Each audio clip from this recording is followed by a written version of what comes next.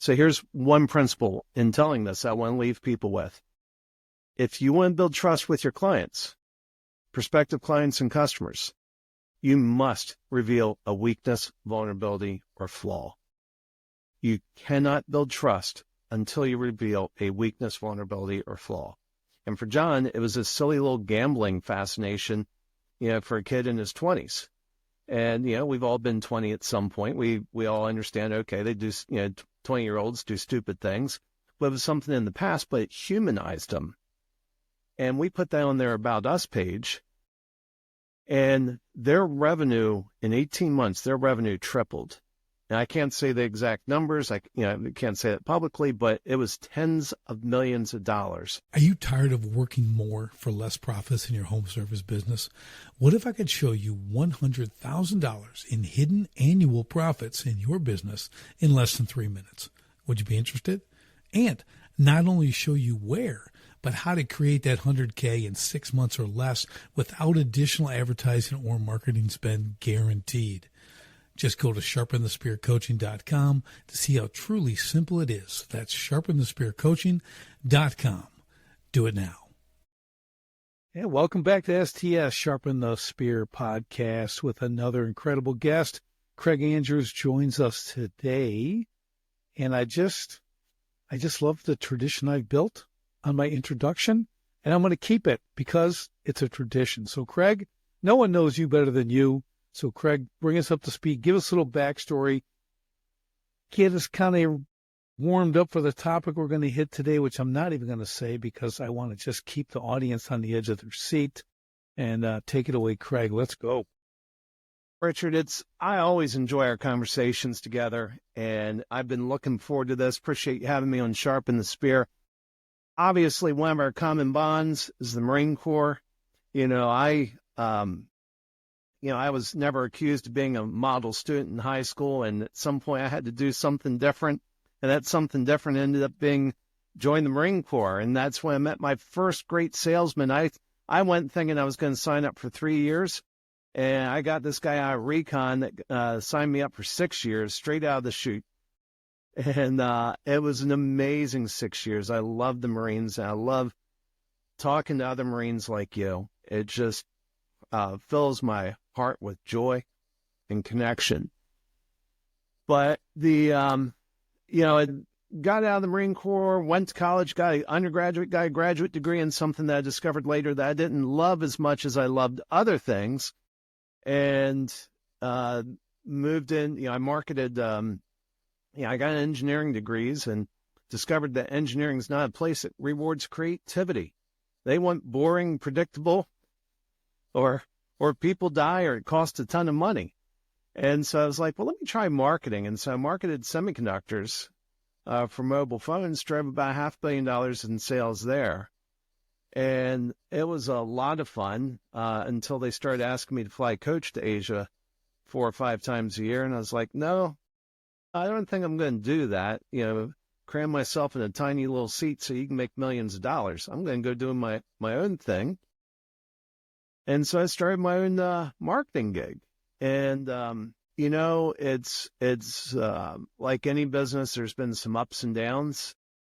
Learned a lot, learned the most in the downs. But about 3 years ago was a really, really interesting time. August 10th, 2021. I walked into the hospital and had to take a breath just to get out the sentence, I'm having trouble breathing. And they immediately pulled me behind the curtain and started giving me oxygen. My wife was parking the car. She comes back in. I hear her on the other side of the curtain, and she says, "Where's my husband?" And they said, "Ma'am, he's back. We have him in the back. You need to leave." This is August in Texas.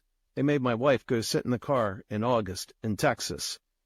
And, I had COVID, and a couple hours later, I texted her. I said, "Look, you should just go home. I'm not sure what's going on. I'm probably not leaving." And I didn't realize it at the time, but I wouldn't see her for another 2 months. Now, she'd see me sooner because 11 days later, they put me in a medically induced coma, put me on the ventilator, and told her I was going to die. And at that time, they weren't letting family into the hospital. She said, wrong answer.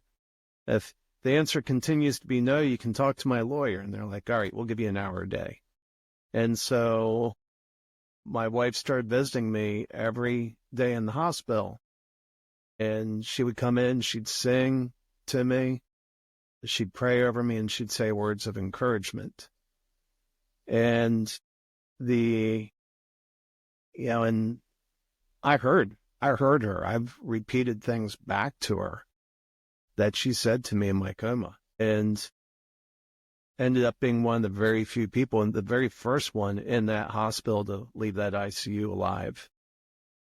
And what I learned in the process when I woke up, what my team had done in my absence still bowls me over. What others had done, it was a clarifying time for relationships. It helped me see people. You see people differently when you go through something like that. You see how they respond. And I would say for the most part, the responses were amazing. And there were a couple of responses that were disappointing, but clarifying. So, one of the things that we were going to talk about was marketing. And one of the things that hit me in that time, so picture this, I'm in the hospital. Hospitals are overcrowded. And every time a nurse or a doctor is coming into my room, they're coming in knowing I have a disease that could kill them. And one of the things I wanted was I wanted to get the best care possible because I wanted to live. And so I had to have a way of standing out. I wanted those people to feel good about coming in and, potentially catching a disease from me that could kill them. I wanted them to feel good about that. And so, it changed the way that I interacted with them. And I know it had an impact because one day in my wife's journal, I was still in a coma at this point, but I'd gotten out of the ICU. I'd stepped down to a room that was just one level below the ICU in terms of care.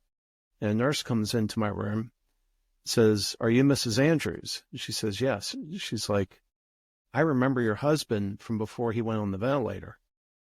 She said he was so brave. His oxygen would start tanking, and I'd go running into the room asking him if he was okay, and he'd shoot a thumbs up and say, "Doing fine. I'm doing fine."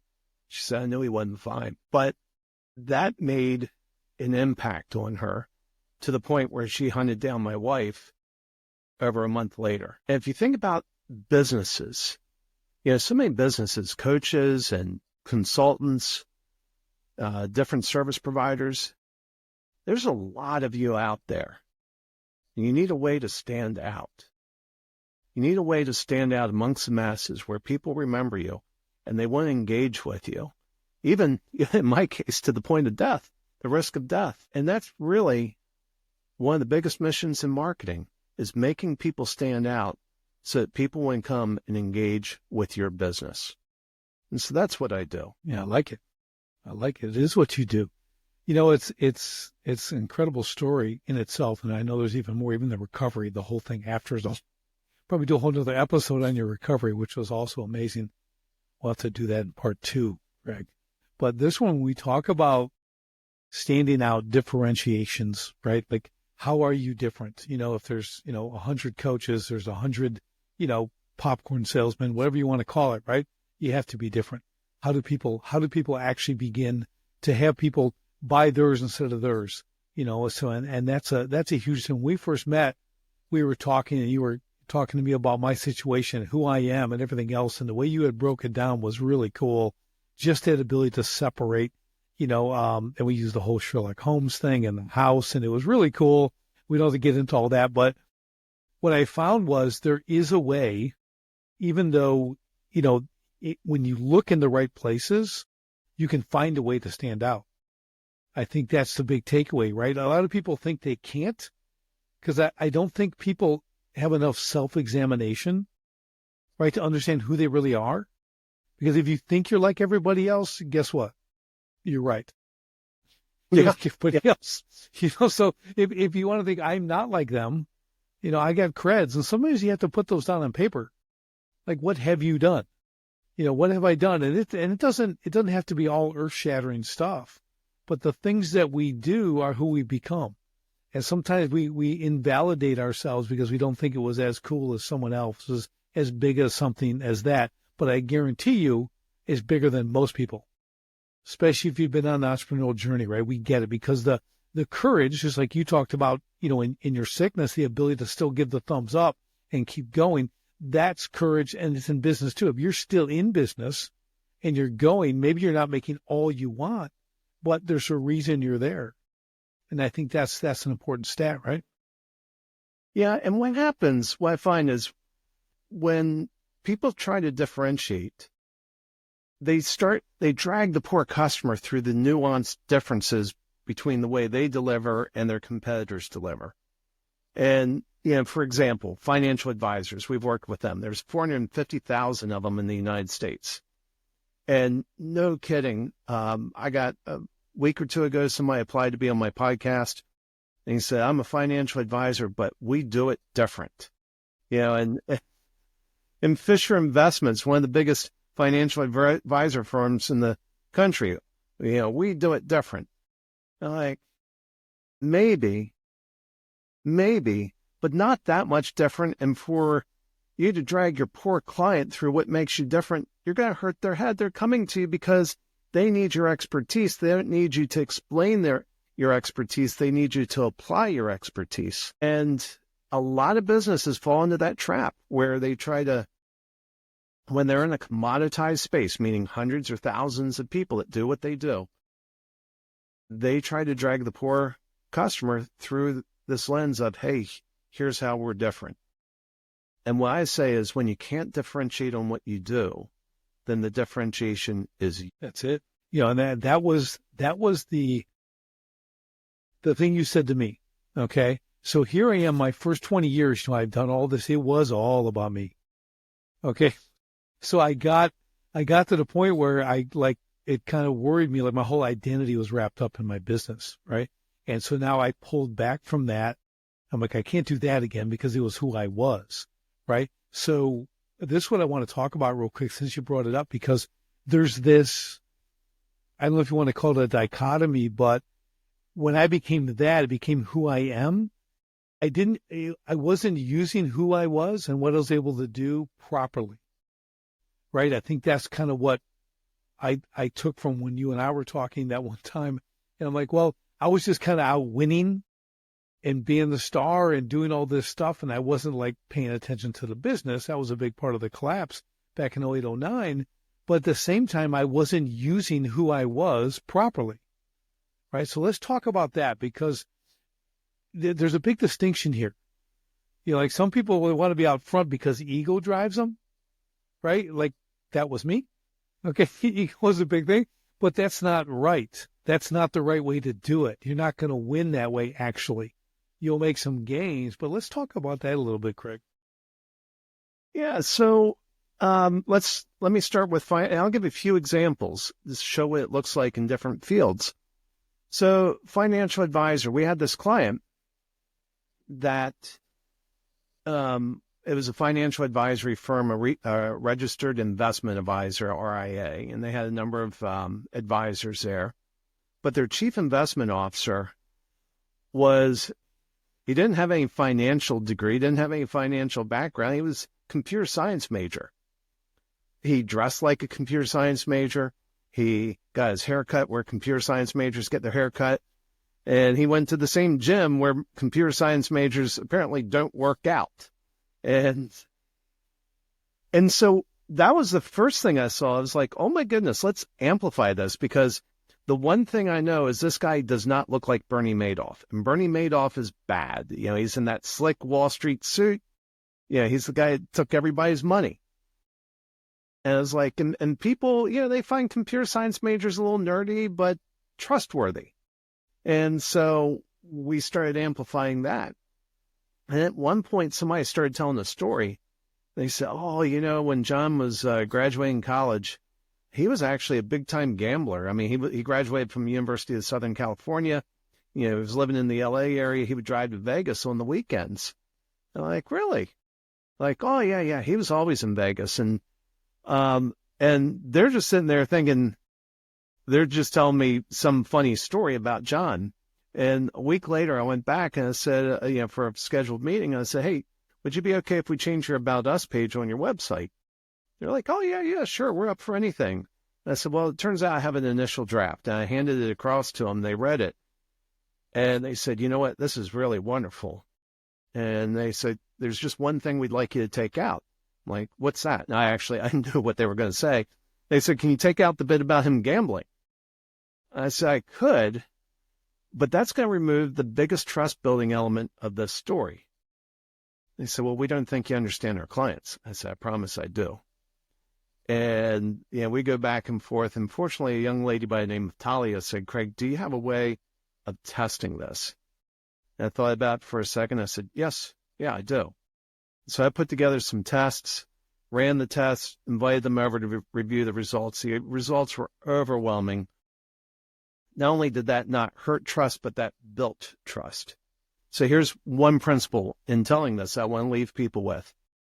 If you want to build trust with your clients, prospective clients and customers, you must reveal a weakness, vulnerability, or flaw. You cannot build trust until you reveal a weakness, vulnerability, or flaw. And for John, it was a silly little gambling fascination, for a kid in his 20s. And, we've all been 20 at some point. We all understand, okay, they do, 20-year-olds do stupid things. But it was something in the past, but it humanized them. And we put that on their About Us page. And their revenue, in 18 months, their revenue tripled. And I can't say the exact numbers. I can't say it publicly, but it was tens of millions of dollars. Their revenue went up over an 18-month period. And it's about making him relatable, making him stand out. He's this computer science nerd that was all wrapped up in gambling until Black Monday. That was kind of a catalytic day in his journey. And he said, you know what? Instead of trying to make money this way, why don't I make money for others? He had been on the phone that day trying to convince people. He's 23 years old, trying to convince people to not dump their portfolios on Black Monday. And that was kind of a turning point for him. So that's one example. But it humanizes them. It makes them different than the other 450,000 financial advisors in this country. We have a client that does offshore software development. Basically software jobs moving to India. Got a couple problems there. One is there's thousands of people doing that. And the other problem is the people you're selling to are afraid that your job may be the next one that moves over. And so we had to address that, how to make them stand out. And turns out client is Indian, but he was born in Dallas, raised in Dallas, lives in Austin. And so we opened up his About Us page saying, talking about an Indian phrase that goes, a foreign bird with a local walk. And he talks about how some people use that phrase to describe him, how wherever he is, he's a little bit out of place. He's an Indian, whether he's walking in Texas or walking in India, he's a little bit out of place. Well, that creates a lot of sympathy, a lot of empathy for him, and creates that bond. That's revealing that weakness, but it's making him interesting. And so that's an example of how to do it in that space. Richard, don't you have you have some clients that are in like the HVAC space, right? Sure. Yep. Yeah. So we have, I don't work in HVAC, but I have a mentor and some buddies that do. And there was a company here in Austin called Radiant Plumbing and Heating. And they had all these ads with Brad and Sarah. Brad was the husband, co-owner. Sarah was the wife, co-owner of the HVAC business, HVAC and plumbing. And when you look at the ads, Brad's always some nut job doing something crazy. And Sarah, her number one line in the ads was, "Oh, Brad." And, she was kind of the stabilizing force that, brought sanity to kept Brad from, lighting the place on fire or something. Well, if you look at it and then you start comparing it to the TV show Fixer Upper, it was Chip and Joanna Gaines. Their ads were basically fixer-upper, but in the HVAC space. And so instead of focusing on, hey, here's how we do HVAC differently, it was really about building that emotional bond with the audience by Brad just being kind of this whack job doing all sorts of crazy things, and Sarah sitting around, oh, Brad, and being that stabilizing force that would bring him back to earth. That's awesome. I think one of my biggest takeaways was the flaws, right? When you humanize someone, okay, I think most people, they personally think they should be showing perfection. I'm the best at what I do, right? I'm really good at this. They think, like with the financial stuff, trust has to be, I'm a totally trustworthy person, perfect in all ways. Any little flaw will make them, question whether I can do the job, right? We get that. Like, that's a normal response. But I love what you're saying, because when you show the flaws, when you show people that like struggled, right? When people see that, that's the empathy. That's the relatability, right? Now because anyone can get their plumbing done by somebody, right? It's not a matter of, can they do the job? I do this a lot with my remodelers and construction guys. I go, you can see 5 pictures of finished kitchens and they all look amazing, but go actually ask the homeowner, like, well, tell me about it. Oh, I'd never do it again. There were this and this and this, right? It comes down to like the experience, but part of that experience is who they're dealing with, right? So when you kind of reverse engineer it from that end product to like why they hired you in the first place, that's what it's about. Because it doesn't matter how everyone can do a nice kitchen, okay, end product, but you don't know what went into it, and how do they select that person in the beginning? It's the selection that matters, right? That's what begins, we'll call it top of the funnel. How do you get them into that so they can continue your journey that you should have already perfected, right? But it's the initial marketing is the catch, right? It's setting the hook and then bringing them into it. So I think if you don't have that, that's why I wanted to talk so much about this differentiation, because that's where it all begins. And I think it's so important that people understand that and how to do that, because I've struggled with that for a long time.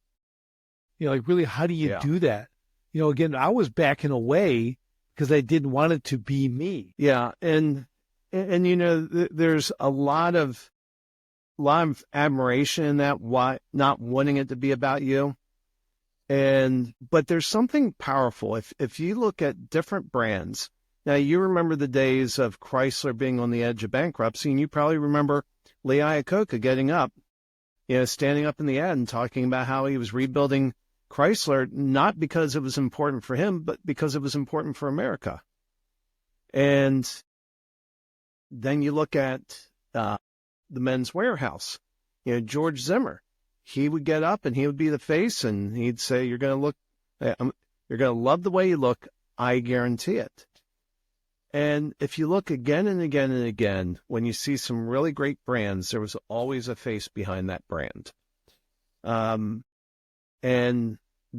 say always, I mean, you could look at Nike and say, less so with Nike, but it's a shortcut, because if you're in a space where there's a lot of people doing what you do, having that face really makes you stand out. And, having that differentiation really is key. So let me take you back to my time in the hospital, because I think this will relate. I'm a patient in a wing of patients. The nurses are overworked. There's too few nurses, and they're responsible for a certain number of rooms. They know any of these rooms they walk in, they could contract a disease that would potentially kill them. And I want them to be interested in coming in my room when I need them. And so I started thinking about, how do I do that? And part of that was just basic survival. I was working to stay alive. I knew if I could keep my oxygen above 96% for enough time, COVID would eventually leave my body and I would be fine. Well, having the nurse know that I was in there working extra hard And when she'd come in and say, is everything okay? And I'd stick my thumbs up and say, it's, all's good. What was cemented in her head was if she ever saw the call light come on in my room, she knew that was a bona fide emergency. I needed her. And so that was a way of pulling her back in and having her give attention to me. And so we need ways to make people stand out, or to make yourself stand out amongst these sea of people that look remarkably similar to you. And so that's the example from the hospital, but you need to do the same thing in your business. Makes sense. Totally makes sense. Wow. Yeah, I think with me, Craig, just not wanting to be, after being the guy, not wanting to be the guy, I think what happened was I started to realize, wait a minute, I'm doing it wrong, okay, because I'm not using the tool correctly, right? So the tool of who I am, my flaws, the stuff I had and everything else, because I didn't look for my flaws. I was just, look how great I am. That was the only thing I was confronted about. Which is what everybody does. It's right. a natural thing to do. Don't beat yourself up if you're doing that. That's what we do. Right. So, but I would go back to when you told me, you shared this with me, I'm like, I really like that. Because we did the 1.7, remember, we kind of figured that out, the GPA and stuff. And I have used that multiple times on podcasts and stuff. I'll tell people because, and to give quick backstory, it's just my grade point average in high school is 1.7 to get out of it, but I'm like, but everything I've done since then, people think I'm really smart and they think all kinds of cool things and I've done amazing things and all this stuff, and somebody's look at that and think there's no way, so then you get accustomed, well, you can, whether I'm teaching my children, the book smart thing isn't everything it's cut out to be, right? So, but then you can use that to your advantage. I did this without that. The old saying, most A students are working for C students, that kind of thing. It's not a matter of how intelligent you are, especially depending on where you're at and what you do. But I thought that was really unique, and it got a lot deeper than that. There's more to it than that, which was even more fascinating. And I think the ability to let go of that, that ability to be so, clean, if you will, and perfected and everything else is just, it's unrealistic, and if other people are all doing that, well, now for sure they're not that. It shouldn't be that way. Well, that's not true. I mean, what have you done that's been perfect? Okay, well, I've done nothing. So, Well, it's like my client that does the offshore software development. When he saw that story, he didn't like it. And I said, well, I would guess there's a couple things that bother you. And the first was the beginning about the foreign bird with a local walk. And he's like, yeah, I don't want to be a foreign bird with a local walk. He said, that's not how I want to be viewed. And I said, do you want to make money? He's like, well, yeah. That's like, learn to love that, because it makes you, it draws people in. It creates empathy, because people are like, oh, geez, and because he is a great guy. He's a great guy. And that comes out in the story. But it draws you in. You want to be able to help him in some way. And maybe that way is you give him some business, not out of charity, but because you need something done and you trust him. For you, Richard, you are sharp. You're incredibly smart. That's my takeaway from it. In our interactions, you're a very bright person. And for whatever reason, you got a 1.7 GPA in high school. What's the most annoying thing in the world is somebody who's smart and tells the world how smart they are. And so when people meet you, they're going to conclude very quickly that you're very smart, as I did. And then when they hear, yeah, I have 1.7 GPA, it does a few things. One, it humanizes you. But two, it gives them hope. If that's where Richard started and this is where Richard is today, that gives me hope for where I can go. Maybe Richard knows something I need to help me get to the next level. Right. Yeah. That's exactly what it is. You start to realize that. And the great thing about doing something for a long period of time, I've been in the game like a long time, you realize where people can see that and they go, well, but he's still going. like all of those, that perseverance, that grit, that kind of thing is part of that, is part of that story. So you have to see, if they don't see the 1.7, if they only see today, they don't know that, they think you're just always been that way, or, that wasn't an issue when it was a total issue, right? So I think sharing that, like you said, giving them that, it's creating empathy, but like, wow, man, he did it. That gives them hope. Like if he does something for me, this is a guy who sticks with it till it happens. That's the other thing. I'm like, we're all about outcomes and results, right? So we do what has to be done to get the result, right? We're able to stay in it. We don't quit and all that kind of stuff. And I think that story for anybody, when you see that part, you have to overcome things. Who doesn't overcome something throughout their lifetime? I think that's a really tiny percentage of people who've never done that, right? So it's that ability to share those stories. And that's why I think podcasting is so great. Just hearing your story, in that hospital for all those months. We didn't get into the recovery part. You get into that whole thing. I mean, it wasn't just 3 months. You basically had to teach yourself how to walk again and do all this stuff. There's so much you had to do again. Like that is what makes us who we are.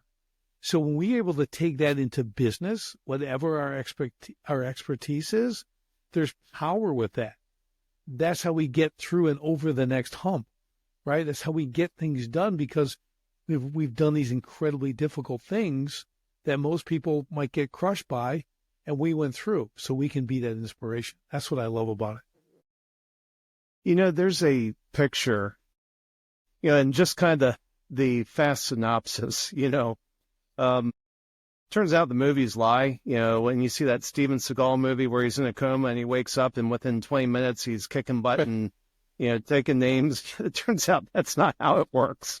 And, so I spent, I was in a wheelchair for a good 3 months after I left the hospital. And even after that, it's not like there was one day I quit using the wheelchair, because it depended upon how far I had to walk. If I was walking into church, I could walk into church. If I was going to the grocery store, that was too far to walk, so I'd use the wheelchair. I mean, I remember celebrating the first time I went in the grocery store and I could walk in and walk out. That was a big deal. But it took a long time. And there was a picture that I had, and for the longest time, I wouldn't show it to anybody. It was the first day I went to Camp Gladiator, which is, this it's a type of CrossFit workout. And I couldn't get an occupational therapist out to the house just because of where I lived. And I knew I needed to work on upper body strength. So I went to Camp Gladiator just to work on my upper body. And I show up, I'm in a wheelchair and on oxygen. And they took a picture of me that day. And for the longest time, I wouldn't show that picture, because what I saw in that picture was somebody who was weak and pathetic.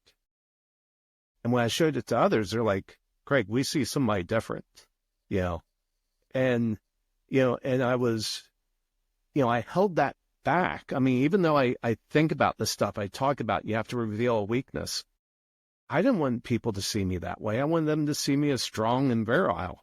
And, but since then I've gotten over it, and it creates an impression. Yeah, I agree. I mean, it's so, again, we go back to the ego, like my whole ego pride thing, the first 20 years of my business is really what took me out, because of what I wouldn't do and didn't do, and had to put out this front and everything else. And I'm pretty good now at keeping that stuff locked in the box. I understand their tools, right? Like whether it's the 1.7 or this and the other things that we can put out front, those are tools, right? We use them when we need to use them for the right job, and then we can put the tool away. Then I can coach and transform people and do that kind of stuff, and I can do that. And I can build systems and process, and I can do all that stuff. So they're tools. So if someone taught me, like, hey, these are just tools. If you treat them like a tool, you know what they say, if you're a hammer, you think everything's a nail. Right? Well, you got to understand, like, it's not. You have different tools for different jobs.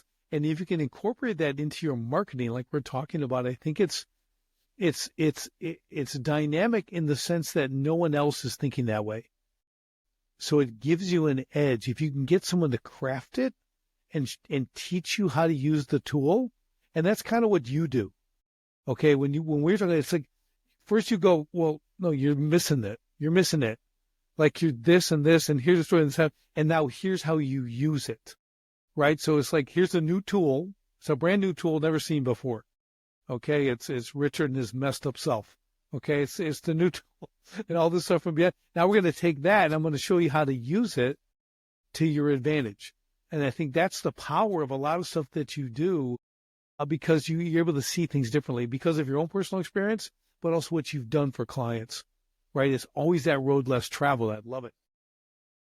Well, and the beauty is the vast majority out of those 450,000 financial advisors, about, 449,000, almost every last one is talking about how they're different. Fisher Investments, we're different. We're fiduciaries. I'm like, oh, yeah, because there's not another fiduciary in the financial. No, you're the only ones. You guys invented the term. And, of course, that's not true. And so the advantage you have is your competitors. If you have a lot of hundreds or thousands of people that do the same thing you do, your advantage is they are all flocking to one type of message, which is, we're different because of this. And you have the opportunity to do something different and just say, hey, I'm just going to introduce you to me. They're going to think you're weird. They're going to criticize you, and they're going to think you're heading off in the wrong direction while you're raking in tons and tons of money. It reminds me of one of my favorite sayings. When you talk about all of them, they're all saying they're different. They're a herd of individualists, which I just love that term, a herd of individualists. It's like if you see people who are, I'm air quoting, artists, they all got the goofy clothes, they're all wearing the goofy shoes, and they're talking this way. I'm like, you're trying too hard. It's like you look like every other artist. Nobody thinks I'm an artist.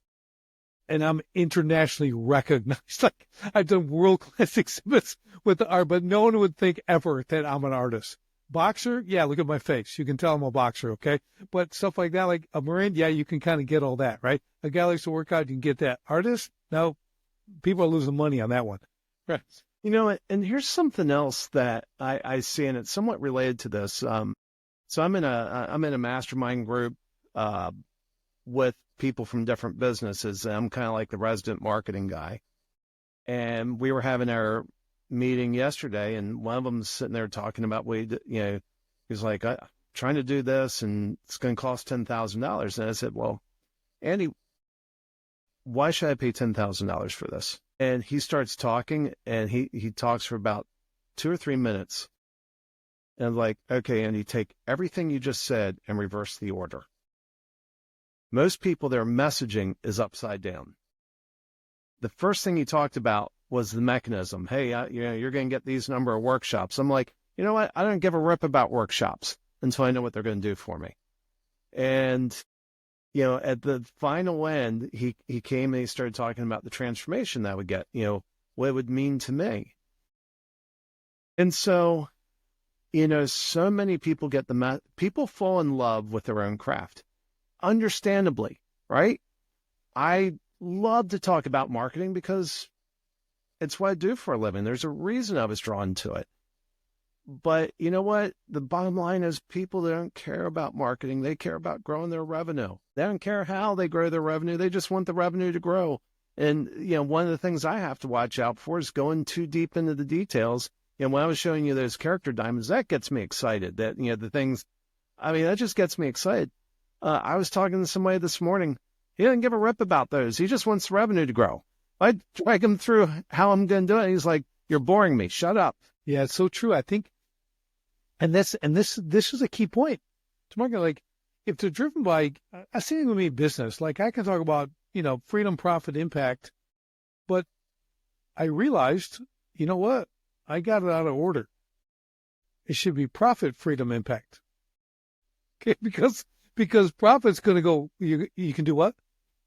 It's like they've already lived without freedom.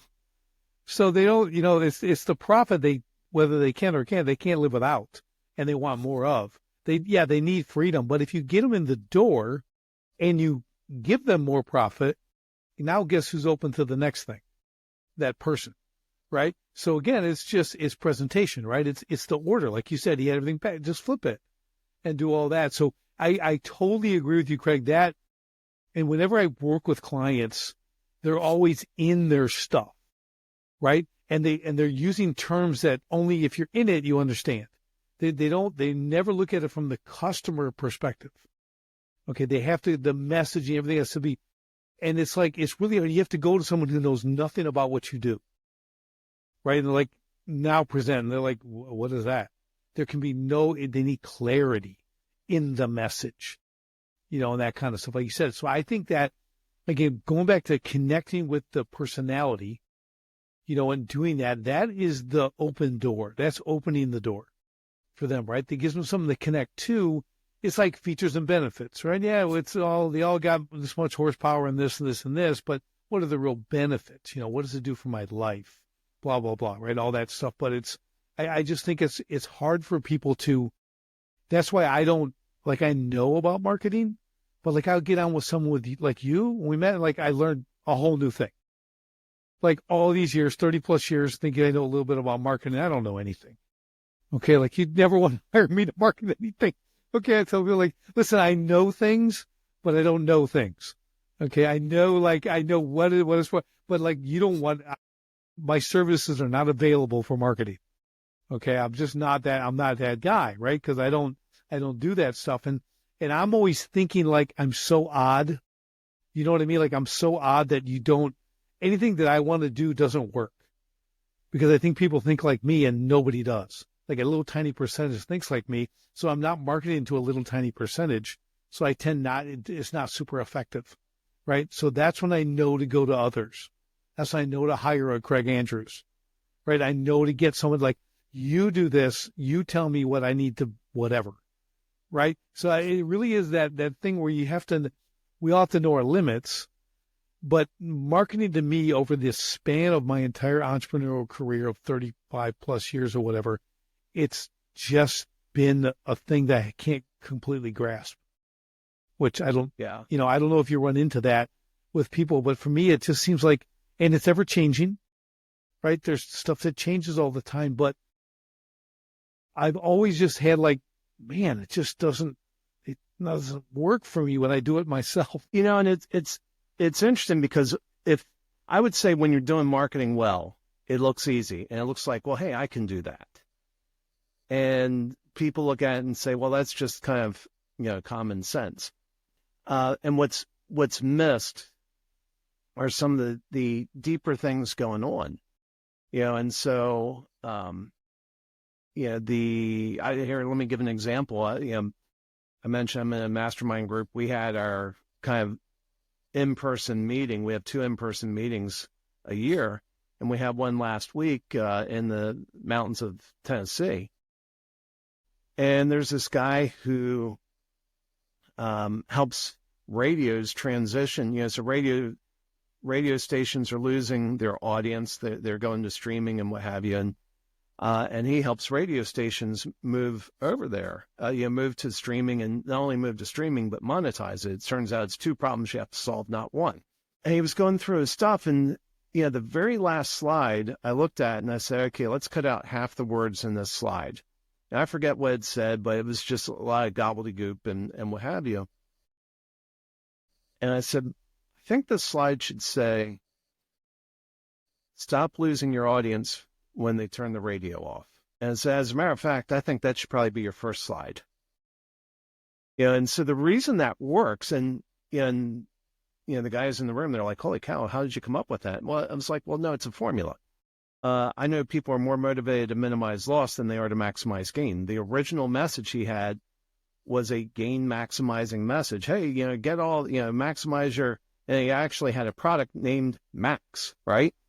And so it was all about gain maximizing, but these are the elements of marketing that when you understand some of these principles, you understand, okay, people are always going to be more motivated to minimize loss than they are to maximize gain. How do I shape my message to be a loss minimizing message without going full Chicken Little on them? Because you've seen these, hey, act now, the world will end. If you don't buy gold today, if you don't buy gold before the election, you're going to be in the poorhouse. Well, that's a little bit Chicken Little, and that's, that may work in the short term, but doesn't build those bonds. And so those are some of the things that are not as obvious about marketing. And it's basically solving a big psychological puzzle. One of the ways I put it is, here's a way of simplifying. I could go through and give you a complex description of how the brain makes decisions. Most people don't care. So I say, you know what? The brain has two sections. It has the decider part of the brain, which makes 95% of your decisions. It has the explainer part of the brain that makes 5% of your decisions. But it's the only part of the brain that can explain the decision. Which part of the brain would you rather market to, the decider part or the explainer part? Everybody's like, well, we'd like to market to the decider part. Of course. Well, what we do in marketing is just like you program a computer, we program the decider part of the brain to choose you. Yeah, that's powerful. I mean, and you have to understand that 95.5, right? You have to understand that stuff, because you have a starting point. Like you know where what you have to achieve now. Yeah, and guess what? Facts, figures, and data, they don't make it into that part of the brain that makes 95% of the decisions. That's only in that type of stuff only works in the part of the brain that makes 5% of decisions. So do you want to throw more facts, figures, and data at your clients, or would you rather reprogram the part of the brain that makes the decision? And so that's a great distinction. And that's where the skill is, right? That's where the skill is, understanding how to make a decision, how to increase the decision point, not increase, how to access the decision-making part of the brain only. That's the key, right? How do you trigger that? How do you trigger that? How do you do that? There's times when I see things and I go like, well, I'll do that. I'll see and I go, okay, now why did I just say I'd do that? Like what I'm trying to realize, what did they just do? How do they make this so easy for me to say yes? That's the stuff in the decider brain, right? That's the decision brain stuff. So when they get that and you get that instant, like I want it, that kind of thing, that's what you're talking about, right? You're helping us just boom, make that decision. Not, well, let me get a little more information. I'll get back to you, and that's when the explainer brain is now turned on. Now, or you're an engineer, and you gotta have all those. You know what? Even engineers are subject to the same thing. They don't think they are, but I have 2 engineering degrees, so I'm not bashing my brethren. Right. I'm just saying, as an engineer, I understand the design. Here's how the design works. But let me tie this back to what we were talking about earlier. We were talking about revealing a weakness, vulnerability, or flaw to build trust. So this decider part of the brain, it's a high-speed pattern recognition device, right? And so when you see somebody that looks like a slick salesperson, that part of the brain starts sending off alarms. Hey, this is a slick salesperson. It's seen the pattern before and says, do not trust this person. They're going to take your wallet and starve your children. And they're going to feel good about it at the end. And so when you reveal a weakness, vulnerability, or flaw, that's actually triggering that decider part of the brain. It's revealing another pattern, and this is a pattern of authenticity. This is somebody who's not coming across as slick and polished. They're coming across as authentic. Therefore, I can trust them.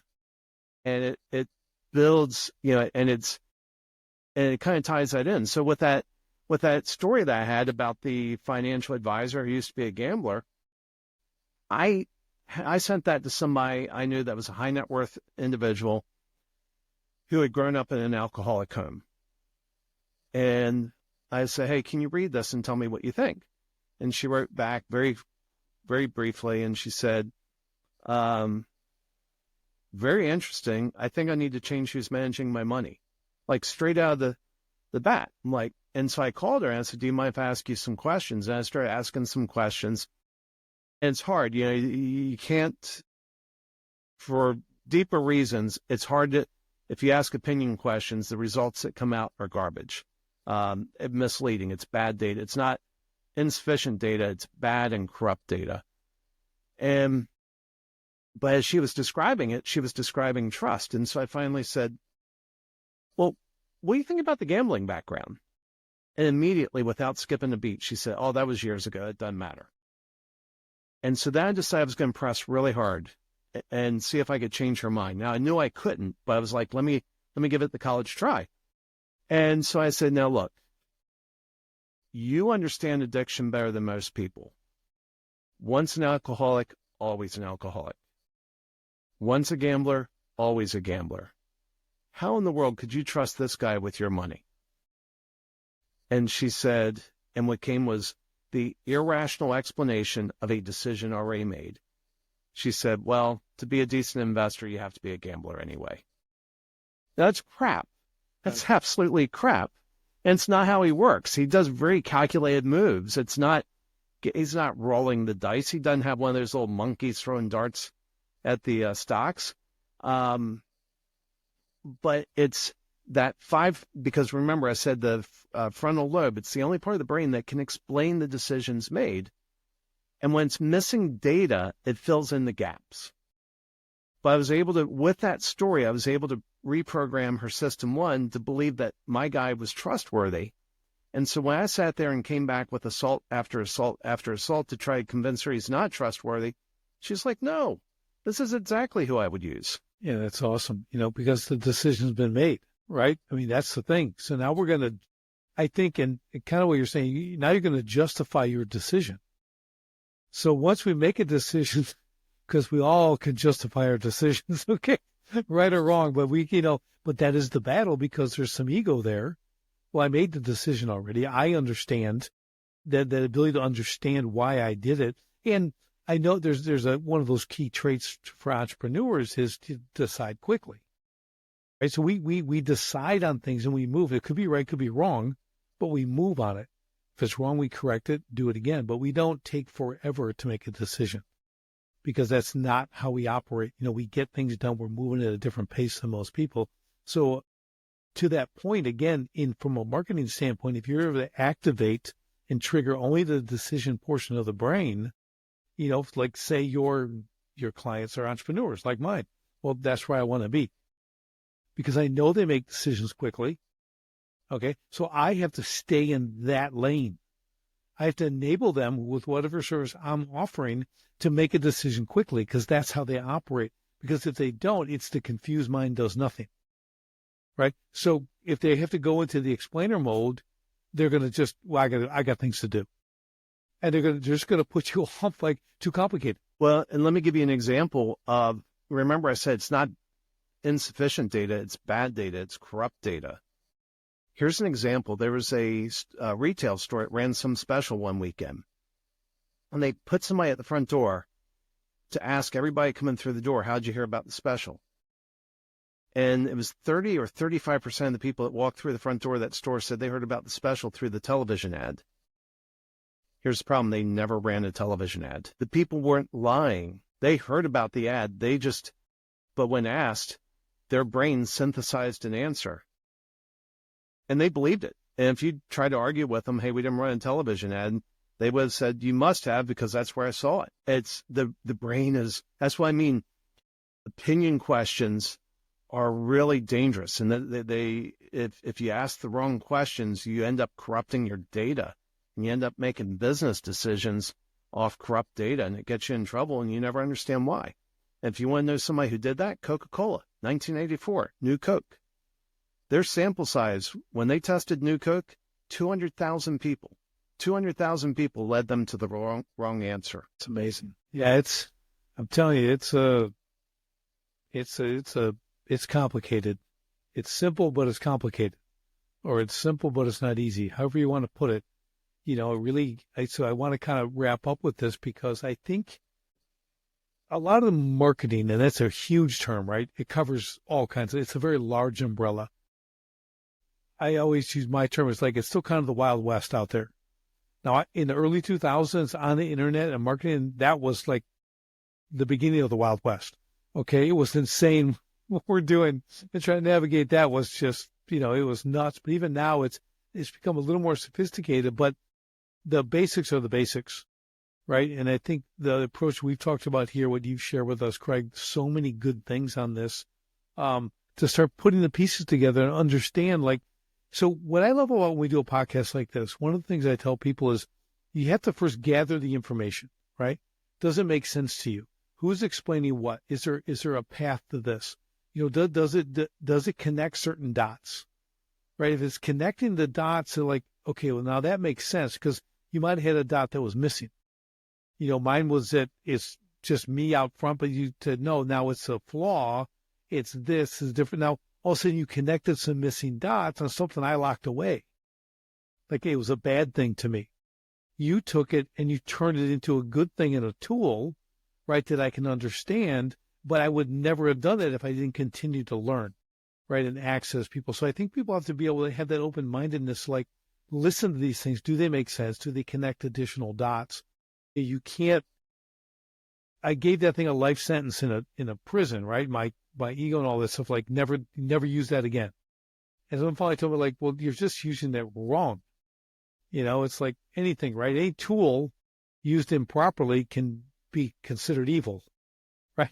Yeah. If you use a tool for good, use it properly, it's a great tool, right? So, I think that's a huge takeaway for me on this whole podcast. But I also love that there is a way to do this, and the differentiation is what's key. I think people need to really take that away and how you explained it, all the examples you've shown, that this is kind of your focus point, because you're not the anomaly. You're not the one person. There's a lot of what you do. There's a lot of people doing it.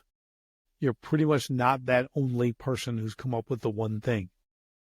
So we have to understand how can we swim in that ocean, and still feed our family, right? That's what we have to understand. So I think you brought so many good things to the table here today, just for us to digest and kind of mull over and marinate on too. But with that being said, how can people get in touch with you, Craig? Follow you, whatever all the things they need to do, to maybe even work with you, of course. Where should they go? Yeah, so they can come to my website. It's alliesforme.com.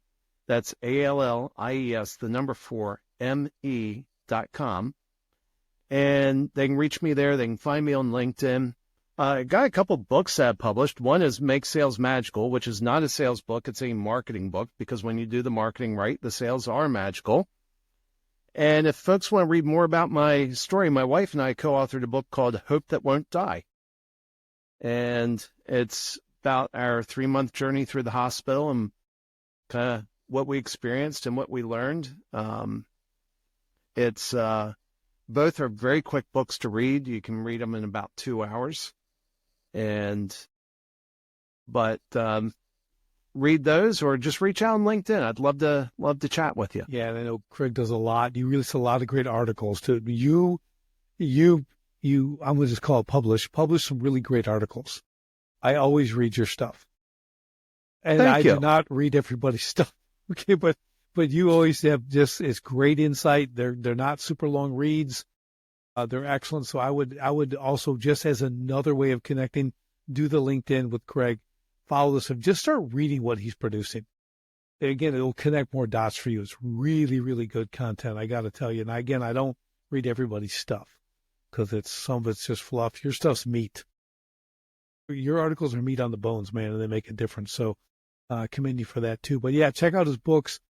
Connect with Craig. If you're looking to really differentiate yourself, Craig's your guy. I'm just going to say, just let him work his magic. Talk to you, get involved with that, and see what you can do for your business. But again, thanks everyone for joining us. Craig, thank you so much for being just an awesome guest today. And everyone, we will see you on the next Sharpen the Spear podcast. And don't forget, revenue feeds the ego, profit feeds the family. So if you want to see how I can show you at least $100,000 in hidden annual profits in less than 3 minutes, and not only show you where, but how to create that 100K in 6 months or less without additional advertising or marketing spend, guaranteed, just go to sharpenthespearcoaching.com. See how truly simple it is. That's sharpenthespearcoaching.com. Do it now.